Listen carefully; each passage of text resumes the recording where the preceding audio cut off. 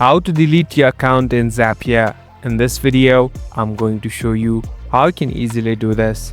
First of all, you must go to this website named Zapier.com.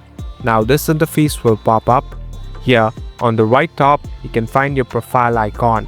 Simply tap on the profile icon and here tap on settings.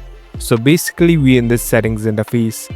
Here you'll be able to find different options and even customize it. Now here on the left top, tap on this tree line icon. Here there's a section of security and data. Simply tap on it. Now again slowly scroll down. On the bottom there's another section of delete my account. Simply select it. So this is the place where you can easily delete or remove it. Now make sure all the data and folders will be gone too.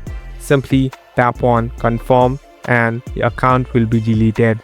Thank you for watching this video. I hope this video will help you.